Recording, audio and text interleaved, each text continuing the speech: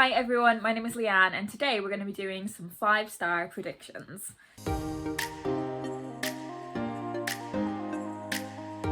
So quick piece of admin, obviously I have different bookshelves behind me. I am in a new bedroom. I've stayed in the same house share that I was in before, but just moved bedrooms, and I have these beautiful shelves behind me now. I think in all of my years in the various places that I've lived and the various setups that I've had for this YouTube channel and having my books behind me, this is by far the best setup that I have ever had. I will be doing a bookshelf and indeed a bedroom tour at some point soon, because not only is this the best bookshelf setup that I've had in many years, I think it is the best bedroom setup I've had in many years, if not ever. I think I'm happier with this space than I even am with the space that I have in my mom's house. This space just feels very me. Anyways, moving all of my books over did give me a great opportunity to take a closer look at some of my books, and I have pulled 5 of them off these shelves that I think are going to be 5 stars. I will leave my playlist linked down below where I talk about all of the 5-star predictions that I've done, me anticipating what my 5 stars will be, and then also me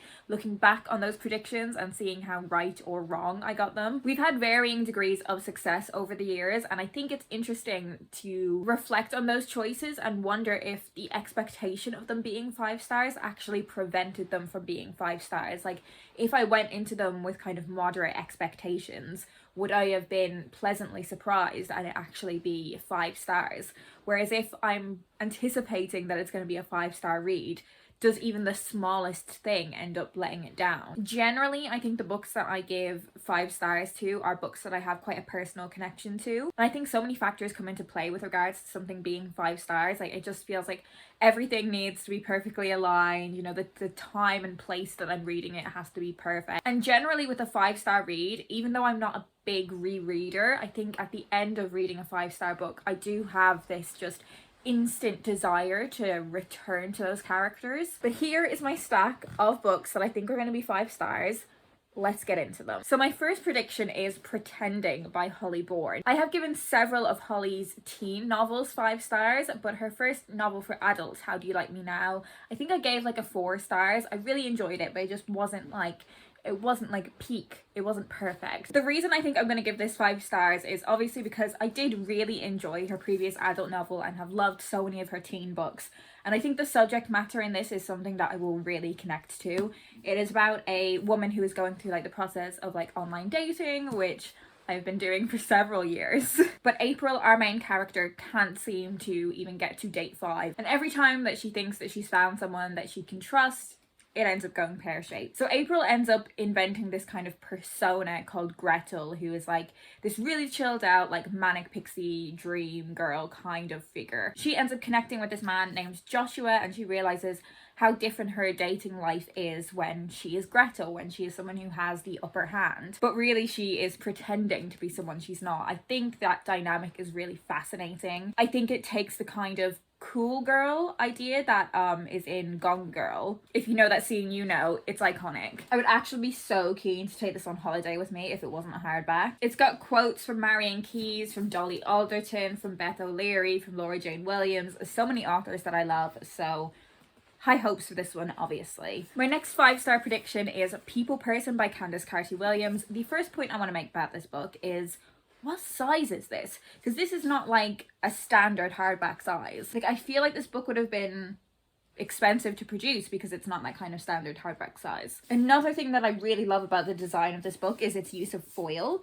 Just using the foil as kind of a background on the author's name and the title, but then also using it on people's jewelry, I think is a really subtle but powerful use of the foil. And then these edges, oh my gosh. So I've read 2 books from Candice Carty-Williams before, Empress and Anaya, which is her kind of short YA novella, and also her novel Queenie, and I, like most people, absolutely loved Queenie. It was one of my favourite books in the year that I read it. If not, I think it might have been my like #1 book the year that I read it. And then I read some of her non-fiction writing in various kind of essay collections and that kind of thing. This book is about a group of half siblings who've never really had any connections or relationships. Like they share an absent father, but they don't really like communicate, they don't have a relationship. And it's about what happens when these half siblings are brought together. I don't really know much about it other than that. Like I didn't feel like I needed to know anything about this book before I pre-ordered it because I knew that I would want to read it. This would be another one that I would love to read on holiday, but you are a silly size. This next one is not a silly size, it is a standard B format paperback. We love to see it, so maybe this is the book that's coming on holiday with me,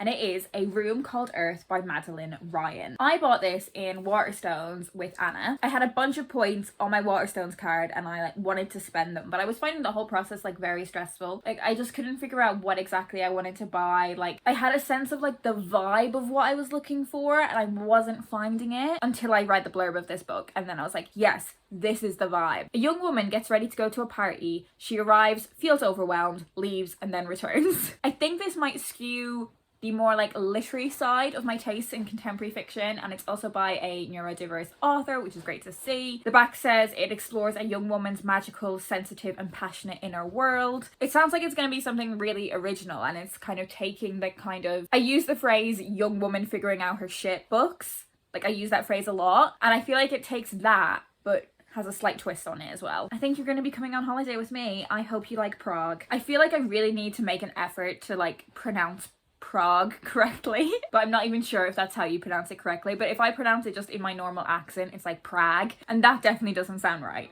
The only non-fiction book on this list is Dead Famous by Greg Jenner. I love Greg Jenner's podcast, and the name of it always escapes me. You're Dead to Me, that's what it's called. I love that podcast.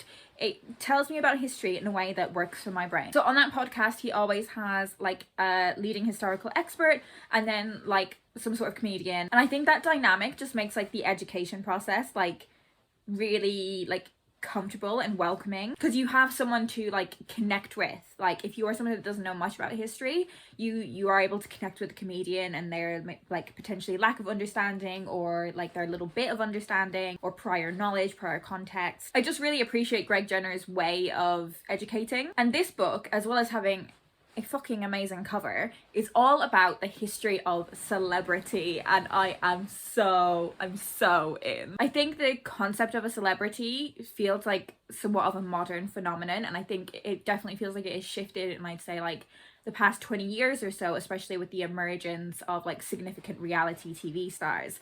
But I'm really keen to delve into this book and find out about how people thought about celebrities like throughout history, because they obviously did exist, but I guess with information not being as easily shared like globally, not shared as easily or as quickly, like celebrities weren't the same as what they are now. So I'm really keen to learn more about this. I've read a lot of really great historical non-fiction books recently, like The Curious History of Sex, which I absolutely loved, and this book also comes highly recommended by Charlotte over at Coiny Reads, whose taste I trust. Like I just trust so much, especially when it comes to like historical non-fiction. And finally, we have the first book for younger readers on the list. This is Love, Frankie by Jacqueline Wilson. And we had a bit of production talk earlier. Let's have a little bit more, because I love these little die cuts of stars on the dust jacket, and then when you open up the dust jacket, it has this gorgeous rainbow, because this is an LGBTQ plus Jacqueline Wilson book. I was obsessed with Jacqueline Wilson as a kid. I absolutely devoured all of her books. Maybe like a year and a half ago, me and some friends did Wilsathon, which was like a Jacqueline Wilson readathon. It was a lot of fun, and I revisited a lot of her books, and it was so interesting to see like what elements of the books that I picked up had stayed with me, what I'd forgotten. But I'm really excited to read something new from her. This book is, of course, about Frankie, who becomes friends with a girl named Sally. She's about to turn 14, and her gradually coming to realize that she wants to be more than friends with Sally. I think if something like this was around when I was that age, when I was growing up, it would have made a real difference to me, like as someone figuring out their own sexuality. So I really hope I love this one. So that is it. They are my 5-star predictions. Do you think that I'm going to be vibing with these books? If you want to find out more about them, they will all be linked down below in the description. as well as my previous 5-star prediction videos. Do you have any recommendations for me based on what you've learned of my reading taste? Are there any books that you think that I will give 5 stars to?